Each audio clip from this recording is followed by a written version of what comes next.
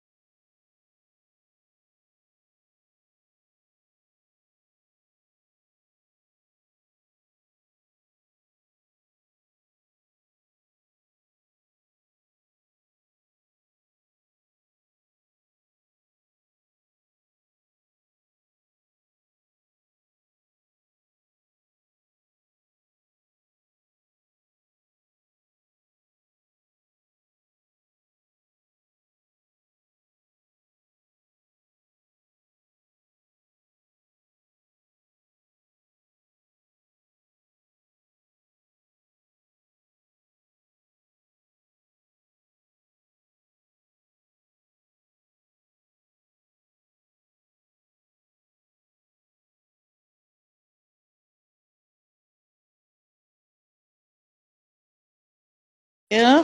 Sekarang dengar tak? Allahu Akbar. Minta maaf banyak. Itulah lama dia ni bercakap. Cuba ni. Alhamdulillah Kak Zainun. Boleh dengar ke suara saya? Boleh komen suara saya dengar ke? Para waliullah. Alhamdulillah. Mudah-mudahan insya-Allah Kak Apa sihat Kak Apa?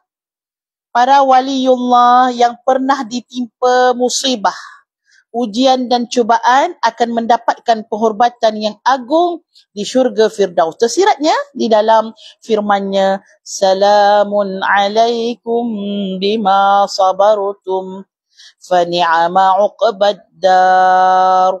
Kesejahteraan dan kebahagiaan bagi kalian. Alhamdulillah, terima kasih. Baru dengar. Kerana kalian telah bersabar dalam mentaati Allah dan menerima cubaannya. Syurga adalah sebaik-baik tempat kesudahan. Baik, untuk orang-orang yang wali Allah. Sebenarnya ibu-ibu, bila kita sebut wali Allah ni, selalu kita terbayang dia orang yang banyak ibadah, yang tinggi, dia punya kedudukannya. Wali Allah juga dia ada banyak macam-macam pandangan, pendapat. Pendapat yang paling kecil sekali ibu-ibu, wali Allah ini adalah orang-orang Muslim. Orang-orang Muslim pun mereka ni tak boleh kita panggil apa kita sakiti mereka. Allah dan Rasul dan malaikat akan mempertahankan orang Muslim itu. Padahal orang tu bukan Muslim tu, ialah Muslim yang biasa-biasa je. Tapi ibu-ibu itu pun dah disebut sebagai awliya Allah. Awliya Allah. Sebab tu kita tak boleh sakiti orang Muslim, ibu-ibu saja-saja. Kenalah orang yang bersama dengan orang Muslim tu jaga mulut, jaga tangan. Jangan sakiti hati mereka, jangan sakiti badan mereka. Ini orang Muslim ni wali Allah.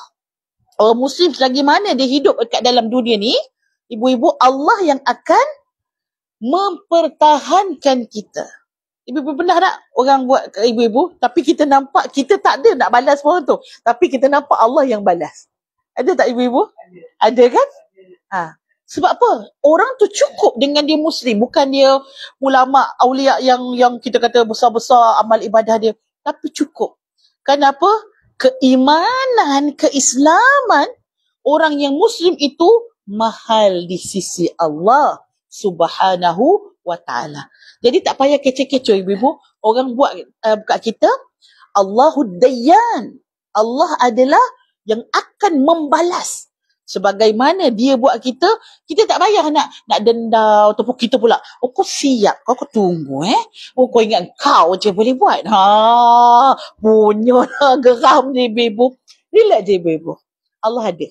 Allahud Dayyan akan balas seperti mana dia buat kita. Dan saya yakin dan percaya ibu-ibu banyak dekat peristiwa kita dekat dunia ni, bila kita kita panggil salamatus sadri, kita serahkan saja pada Allah. Tapi kalau kita cuba nak ambil kerja Allah, masa tu kita pun hilang bahagia. Kita pun akan sama-sama dengan orang kata, sama dengan dia lah. Kau sakit aku sakit dengan kau, sama je. Konsepnya la darar wa la dirar. Orang curi kasut kita pergi curi pula kasut orang lain. Lepas tu dia dah kena curi, pergi curi pula kasut orang lain. Bila nak sudah dah kan? Bila dah habis, tak habis lah ibu-ibu. Orang buat kita, biar je dia buat kita, tak payah balas balik. Allah yang akan membalas. Allah yudafi'u 'anil ladzina amanu.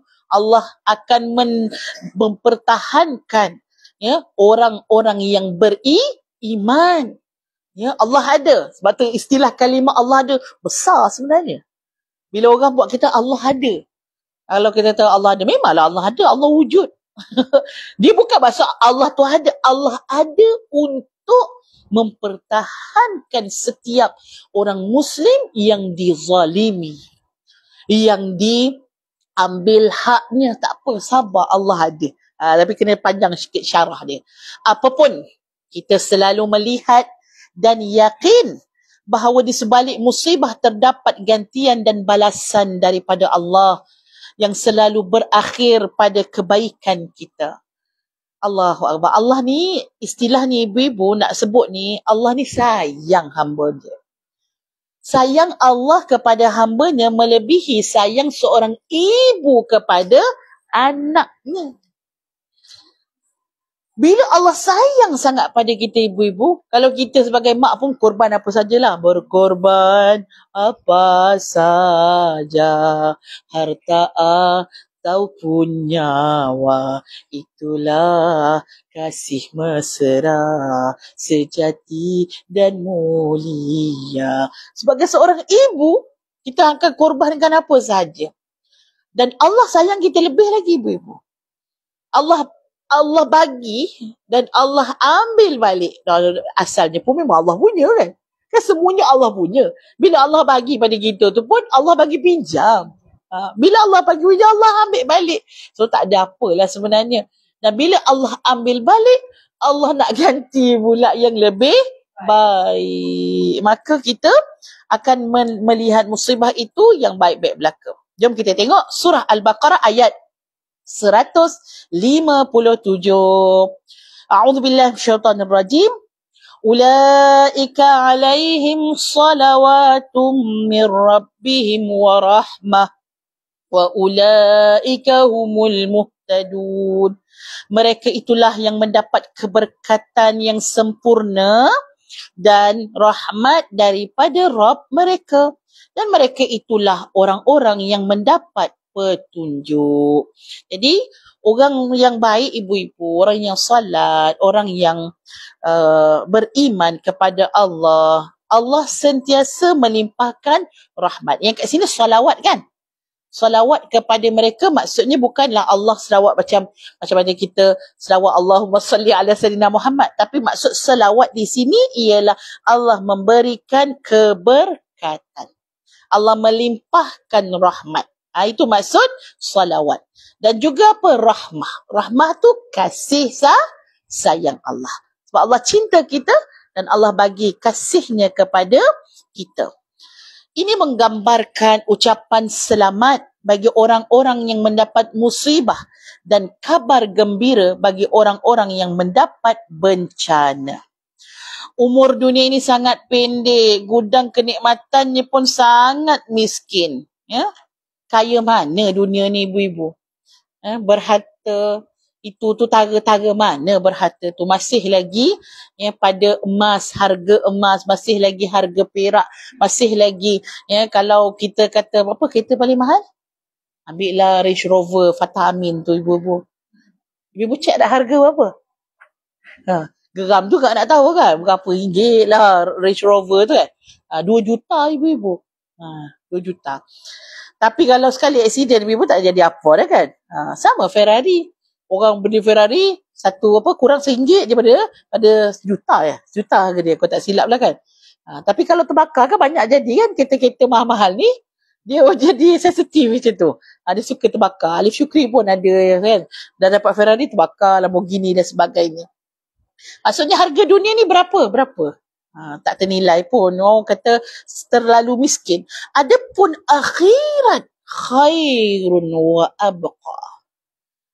Berbanding dunia ni dengan nilai akhirat itu lebih baik, khairun, lebih baik. Wa abqa, iaitu kekal. Apa yang ada dalam dunia ini, sifat dia apa? Orang dulu-dulu kalau belajar tasawuf, ibu-ibu dia panggil apa? Dunia ni fana, betul. Saya daripada kecil saya dengar tau perkataan fana tu. Sebab dia guru-guru bukan guru-guru lah saya punya saya ni kalau ikutkan keluarga tu keluarga Mio. Keluarga Mio ni dia orang suka bab agama ilmu tauhid, dia suka. Perkataan fana tu selalu sangat pakcik-pakcik atuk-atuk saya selalu cerita. Tapi kita ni faham macam itulah fana ni kita faham dengan dunia yang fana begitu. Maksud fana ni sebenarnya binasa. Binasa. Maksud apa sahaja yang ada dalam dunia beserta isinya. Dunia ni juga akan binasa. Apa isi dunia? Komputer akan binasa ibu-ibu. Telefon. Aku beli mahal ni, rosak juga beli mahal. Yelah namanya dunia. Dia ada expired date semua.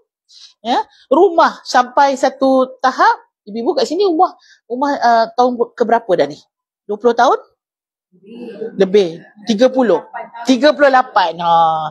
38. Rumah yang saya duduk dalam tahun 90 lebih 90 lebih maksudnya pun dah 20 tahun lebih jugalah, dah 25 tahun. Rumah 25 tahun ibu-ibu, sana bocor sini bocor. Air sini tersumbat ni nak kena ganti sebagainya ibu-ibu. Walaupun masa kita beli dulu baru kan. Tapi bila lama-lama dia jadi rosak, dia kan jadi binasa. Tak payah risaulah. Sebab namanya apa? Dunia. Kereta selepas 9 tahun dia akan itulah penyakit dia datang kan, kencing manis darah tinggi. Kereta pun kencing manis beragam orang kata ibu-ibu. Kita pun sama. Dulu mata elok lagi kan, lama-lama cakap abu je lah kan mata aku ni kan. Dulu okey dia lutut ni lompat. Sekarang aduh kerak kriuk macam-macam bunyi. Itu tanda apa? Dunia ni fana, apa isinya pun akan binasa, tak ada yang kekal. Nak cari yang kekal ibu-ibu tu akhirat. Yang kekal, yang tak akan hancur, tak ada fana, itu akhirat. Jadi orang yang bijak dia akan mencari suatu yang kekal. Yang nak cari sementara ni orang yang tak berapa nak bijak ibu-ibu. Jadi dikira sebagai orang yang bijaksana bila seseorang tu memikirkan tentang apa yang ada selepas mati. Itu dikira sebagai al-akyas, manusia yang cerdik, genius people. Dia bukan fikir pasal saya investor, buat investment lah, buat projek sana projek sini. Tak berapa nak cerdik. Buat projek tu pun dia ketinggal. Dia tak tinggalkan projek tu tinggalkan dia. Masih lagi dunia. Bila berangkat ibu-ibu habis tinggal semua. Tapi orang yang bijak dia fikir, ini sampai tak dah sampai tak dekat rumah aku di sana, sampai tak dekat syurga. Yang sampai tu ni orang yang paling bijaksana. Kalau nak kira ibu-ibu, saya buat satu kita panggil orang yang akademik, dia akan membaca jurnal. Orang akademik ibu-ibu dia suka baca jurnal-jurnal yang akademik punya, ilmiah punya. Orang yang bijak, mungkin kalau bijak istilahnya, orang yang nak pandai, nak maklumat ibu-ibu, dia akan baca dia baca bahan-bahan ilmiah, buku-buku yang ilmiah. Orang yang biasa, tahap biasa, dia sibuk baca gosip. Gosip-gosip artis ibu-ibu. Dia tak ada menambah ilmu ibu-ibu, tak tambah iman, tak tambah skill, tak tambah apa-apa. Ni ilmu dia baca ni. Tapi orang yang bijaksana dia baca apa?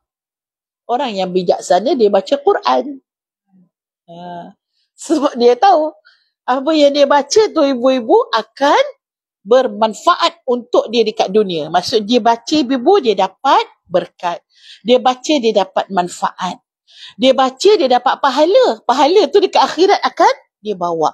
Dia baca dengan Quran ibu-ibu, Quran akan jadi syafi'an lahu. Akan menjadi syafaat, pembantu kepada dia dekat akhirat. Tak kebijak? Satu huruf berapa markah?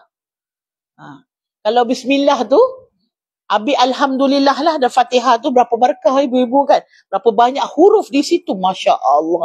Ini semua kebijakan seseorang itu bila dia boleh membaca Al-Quranul Karim. Baik, seterusnya. Sehingga barang siapa di dunia mendapat musibah, dia akan mendapat kesenangan akhirat. Ya Allah ganti ibu-ibu, siapa yang susah banyak kat dunia, sebanyak mana dia susah, sebanyak itulah pahala sabar dia. So kalau orang tu kat dunia, dia mudah banyak ibu-ibu, maka dekat akhirat, pahala dia tak berapa banyak sangat. Sebab apa? Dia dekat dunia banyak. Kat dunia banyak senang ni ibu-ibu. Jadi ini perbezaan di antara orang miskin dengan orang kaya. Orang kaya susah tak hidupnya? Kasut pun orang ambil kan. Didulur dekat depan ni. Siapa? Farah Wen. Saya tengoklah dekat TikTok tu. Ibu-ibu. Punyalah kaya ibu-ibu, ya Allah. 2 orang mat bawa kasut dia je kan. Bawa kasut seorang, bawa handbag seorang ibu-ibu. Ibu-ibu siapa bawa handbag? Pandai lah ambil diri kan. Pandai lah kau bawa diri kan. Jadi dia kurang susahnya ibu-ibu. Masak pun ada orang yang masakkan. Dekat sampai office pun ada orang yang buka pintu kereta. Sebab tu saya tak apa suka sangat. Saya tak apa suka sangat. Macam dilayan begitu. Cakap, biar kita susah. Sebabnya, yes, sama. Saya dah terima. Kalau saya lah ibu-ibu. Kadang-kadang ada ahli khidmah yang suka buat melayan ustazah sebegitu. Tapi saya tak apa suka. Biarkan aku bebas seperti biasa. Siapa susah saya bawa. Saya bawa. Tapi saya boleh bawa sendiri. Jadi saya ni orang biasa, ibu-ibu, saya orang kampung, saya tak suka. Ya, benda-benda tu saya tak apa kena dengan jiwa saya. Baik. Dan barang siapa hidup sengsara di dunia, dia akan hidup bahagia di akhirat. Nampak tu? Terbalik kan ibu-ibu kan? Dia sengsara dekat dunia, tapi kalau dia sabar, akhirat dia akan bahagia. Lainlah halnya mereka yang memang lebih mencintai dunia, hanya menginginkan kenikmatan dunia sahaja dan lebih senang dengan keindahan dunia. Hati mereka akan selalu gundah gulana, cemas, tidak mendapatkan kenikmatan dunia dan takut dan tidak selesa hidupnya di dunia. Mereka ini hanya menginginkan kenikmatan dunia sahaja sehingga mereka selalu beranggapan bahawa musibah sebagai petaka besar yang mematikan. Akhirnya kita kena tengok hati kita. Hati kita ni, hati yang menuju akhirat ataupun hati yang menggilai dunia ni. Itu hati kita. Bila orang itu hatinya adalah tujuannya akhirat, bila Allah bagi musibah, dia akan senang. Dia okey, tenang-tenang aja. Sebab dia tahu tujuan utama dia adalah akhirat, sabar terhadap musibah. Tapi kalau orang tu hati di dunia, ibu-ibu, sikit pun Allah usik, dia dah melenting dah. Dia rasa macam, kenapa saya yang kena? Dia tak boleh ibu-ibu. Dia macam cacing kepanasan bila Allah bagi ujian pada dia. Ni siapa? Dalam hati itu terlalu cinta kepada dunia. Dunia terlalu melekat dalam hati. Ya? Jadi ini sebagai suatu kita panggil scan. Ya? Biasanya kita kan scan QR. Ibu-ibu kan? Scan QR akhirnya keluar nombor orang tu kan. Nombor akaun kan tu. Kita pun bayarlah RM10, RM20. Tapi bagaimana nak scan hati sendiri? Scan sikit hati. Mana ni hati? Dunia lagi besar ke? Akhirat lagi besar? Tengok waktu Allah bagi musibah. Waktu dia bagi nikmat, mungkin dua-dua boleh cakap Alhamdulillah. Tapi waktu Allah bagi musibah, siapa yang boleh cakap Alhamdulillah? Siapa yang boleh cakap Innalillah? So dia kalau boleh bercakap Innalillah pun okey. Dia boleh bercakap Alhamdulillah okey. Tapi kalau dia keluarkan perkataan selain pada itu, why me? Kenapa aku? Allah kata, why not? Why not? Sebab kau hambaku. Kita semua kepunyaan Allah. Maka kita layak untuk diuji bila-bila masa. Allah boleh ambil bila-bila masa. Hati mereka gundah gulana, cemas dan sebagainya. Baik. Mereka juga beranggapan setiap cubaan sebagai suatu yang gelap gelita selama-lamanya. Ini adalah kerana mereka selalu memandang ke arah bawah tapak kakinya dan hanya mengagungkan dunia yang fana. Keluar dah perkataan fana, ibu-ibu. Dia mengagungkan dunia yang fana, iaitu dunia yang akan binasa dan tidak berharga ini. Wahai orang-orang yang tertimpa musibah, sesungguhnya tidak ada sesuatu pun yang akan hilang daripada kalian. Kalian justru beruntung kerana Allah selalu menurunkan sesuatu kepada hamba-Nya dengan surat ketetapan. Di celah-celah huruf kalimahnya terdapat satu kelembutan, kasih sayang, pahala dan balasan dan juga pilihan. Ibu, tak kalau Allah bagi kita takdir ibu-ibu, suratan takdir. Tapi dalam takdir tadi tu terselit semua sekali hikmah. Dalam susah ada senang. Dalam payah ada kebaikan. Oh, susah nak pergi sana. Oh, patutlah, nasib baiklah. Rupanya ada musibah yang lebih besar yang berlaku kat tempat tadi, kita pun tak pergi kat sana. Jadi kat sana Allah nak selamatkan kita. Dalam kita punya kesukaran ibu-ibu, tapi ada di sana kemudahan. So ini semua hikmah yang tersirat daripada setiap suratan-suratan yang ada dalam kehidupan kita.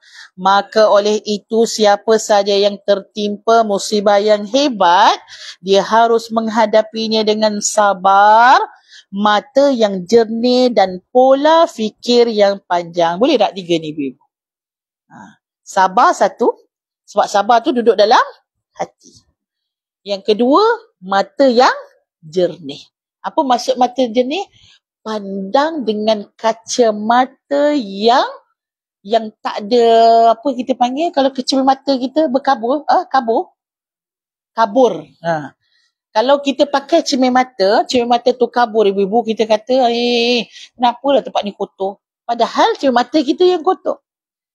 Maka ibu-ibu, tak kala kita dapat musibah, pakai cermin mata yang bersih. Melihat dengan kacamata. Kalau kita nampak buruk, ibu-ibu, tolong ambil kacamata iman, tengok. Ya Allah, ada hikmah. Begitu. Kacamata tu biar mata yang jernih, biar kita nampak kejernihan daripada takdir Allah. Ketiga apa, ibu-ibu? Ni. Fikir yang panjang. Jangan fikir hari ni punya cerita. Tak, jangan fikir tu. Biar fikir dia. Oh, tak apa. Allah bagi ujian kali ni, mungkin lepas ni kita dapat pengalaman. Betul tak? Kan okey tu. Okay, lepas ni dah sekali kita diajar macam ni, lepas ni kita make sure lah supaya perkara yang sama tak akan berulang. Satu pengalaman yang menjadi guru kepada kita. Dan ini adalah perkara yang baik. Dengan begitu, dia akan menyaksikan bahawa buah manis daripada musibah itu adalah faduriba bainahum bisuril lahu babun batinuhu fihi rahmah wa zahiruhu min qibalil azab. Lalu didirikan di antara mereka orang-orang yang mukmin dan orang-orang munafik. Jadi ada 2 orang, ibu-ibu, orang mukmin dan orang munafik. Dinding yang mempunyai pintu yang di dalam sebelah dalamnya ada rahmat syurga dan di sebelah luarnya ada seksa neraka. Ibu-ibu, ini adalah satu perumpamaan. Ya, perumpamaan bila sejumpa perkataan faduriba. Duriba ni apa? Saya pernah tengok lah majlis apa tu?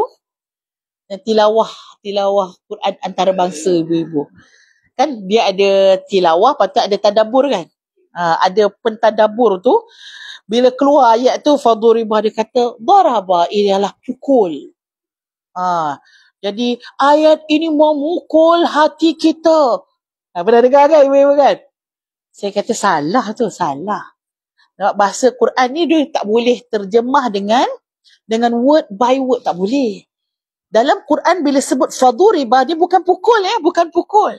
Yang ni maksudnya adalah contoh perumpamaan, kiasan. Quran ni dia punya gaya bahasa tinggi. Macam orang-orang dulu kita lah, ibu-ibu. Kalau bercakap kan, keluar bahasa syair, gurindam, apa lagi? Sajak, pantun, ibu-ibu. Kiasan belaka, peribahasa, simpulan bahasa. Ya Allah. Quran punya tinggi bahasanya, banyak bahasa kiasan. Contohnya bila ada faduribah. Duriba, fadaraballahu mathala. Itu semua bukannya pukul, tak. Contoh. So ibu-ibu dapat sikit ni. Kalau ibu-ibu baca Quran, jeleng-jeleng lah dekat belah kanan tu. Ustazah kata doraba lah, doraba duriba. Tengok belah tu. Mesti dia ada tulis. Sebenarnya bukan dipukul. Kalau kalimah memang kalau tengok dekat kamus dipukul. Tapi Quran ni gaya bahasa dia tinggi. Dia bukannya pukul. Kiasan betul. Maka Allah memberikan kiasan. Baik. So kiasan ini apa, ibu-ibu? Satu orang mukmin, satu orang munafik. Jadi keduanya ini, ibu-ibu, kadang-kadang nampak macam sama. Kita tengok orang munafik semayang dengan Rasulullah, betul tak? Nabi semayang kat depan, kat situ ada sahabat, kat situ jugalah orang munafik ada.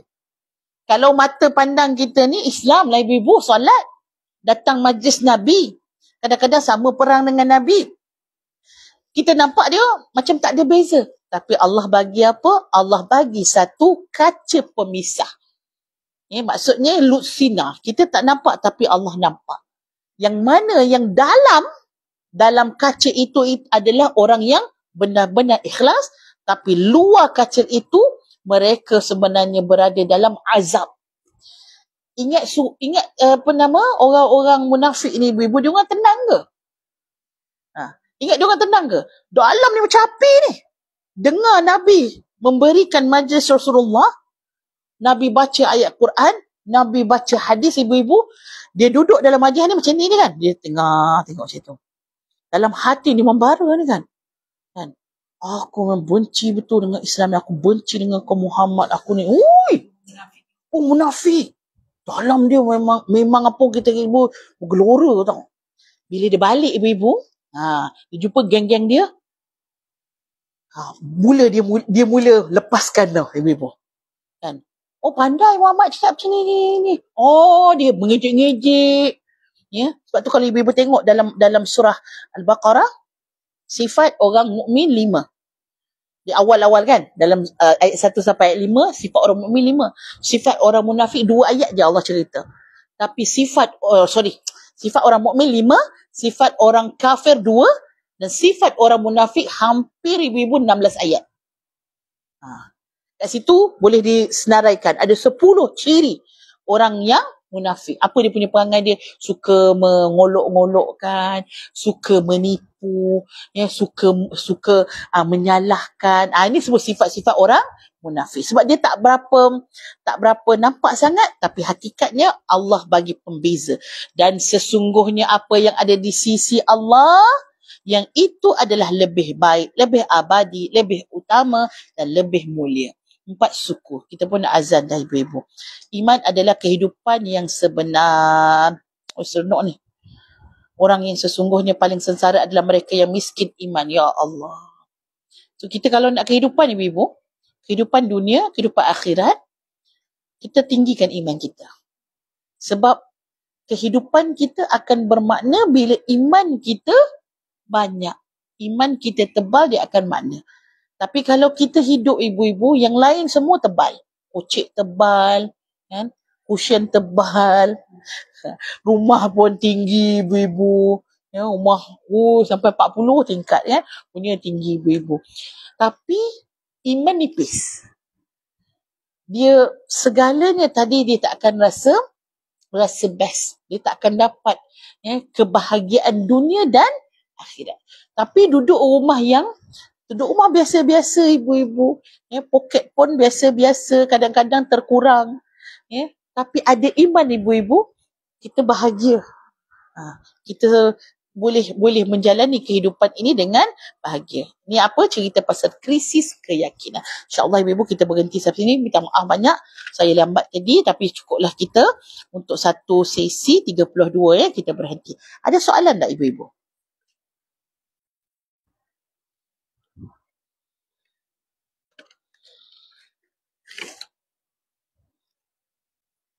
Dia nak buat promosi ni hari ni. Masya Allah. Ya, betul. Iman, ni boleh pancit ibu-ibu.